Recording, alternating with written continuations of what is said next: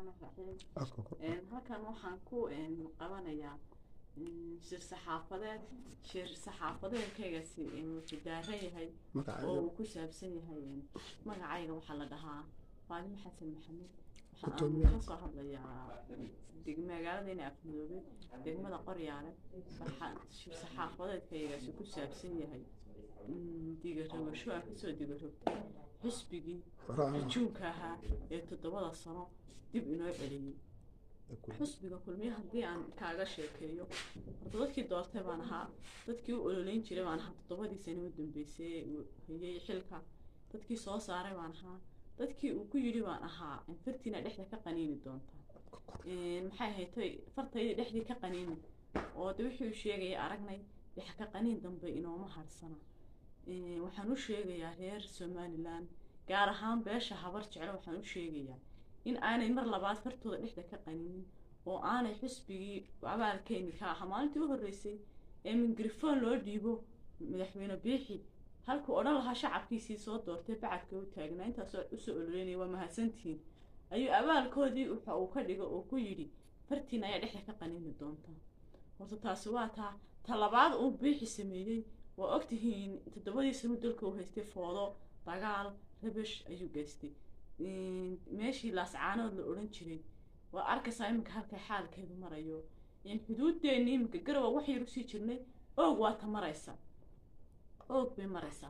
oog boodee waxay ku maraysaa xitaa waa soo dhaafi lahayd waaweyna daayeen bayna la saayireen waadiga arkay gaariyaashii gooja cadda joogay 12 maalinimo in Afmudoobe la joogeen suugaga aha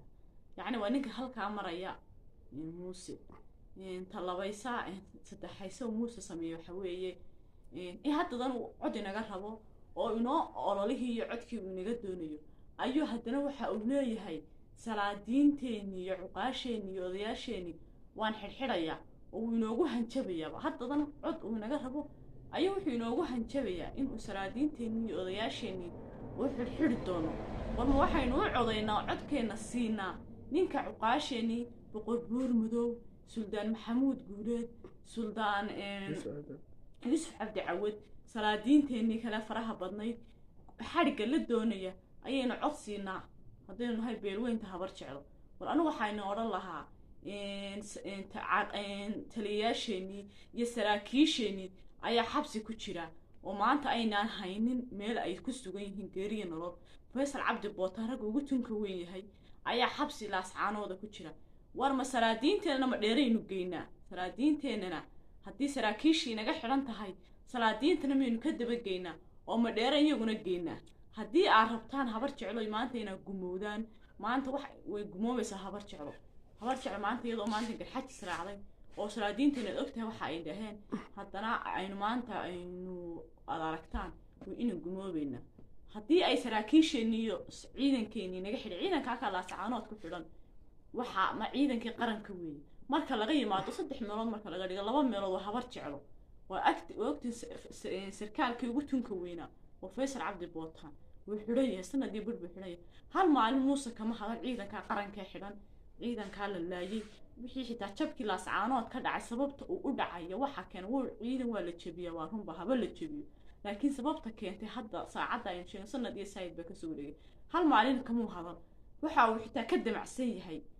kamuu sheegin ruuxa doonaysa ninkaas maanta ciidankeeni jabiyay ee saraakiisheeni jeelka ay ku jiraan xirxiran yihiin inay salaadiinteeni iyo cuqaasheeni iyo boqoradeena aynu ka daba geeyno oo aynu ma dheerageyno ayaan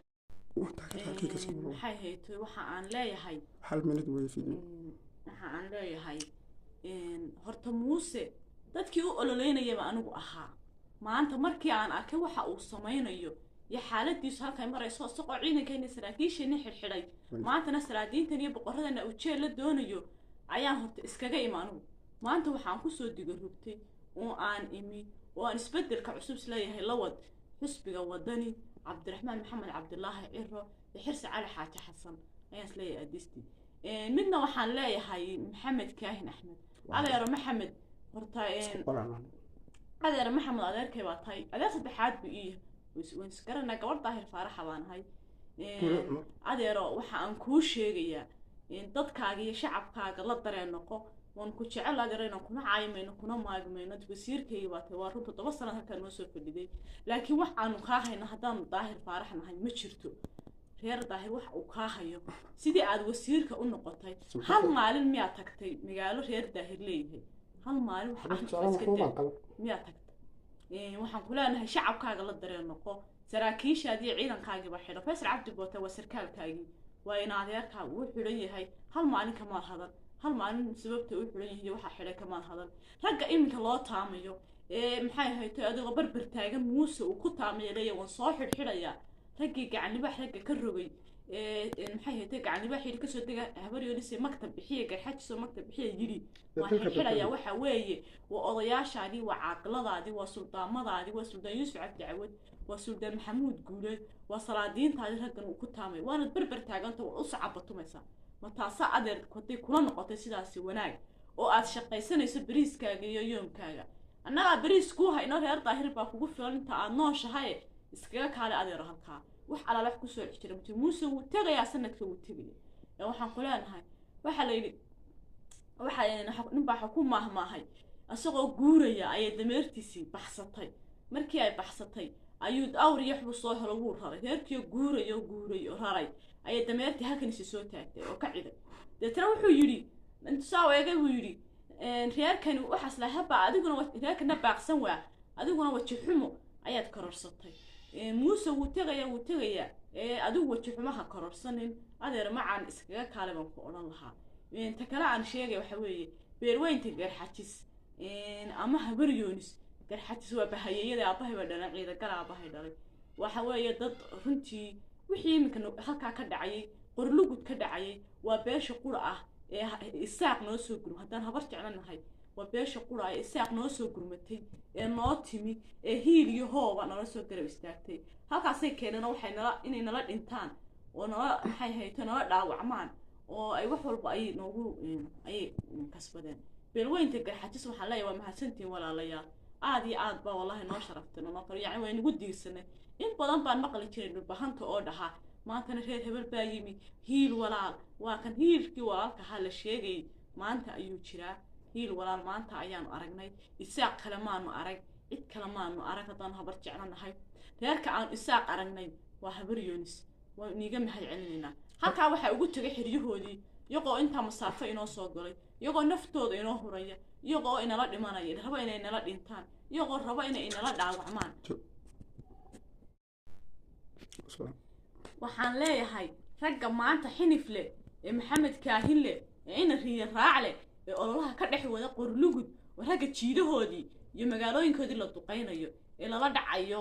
hoobiyaha lala dhacayo haddaad damiir leedihiin mabaydin ka dhex ololeysan magaalada wasiir cali mareexaan wuu inala socday wuu ka ceeblaaya wasiir sharaf leh wasiir magac leh waa wasiir wax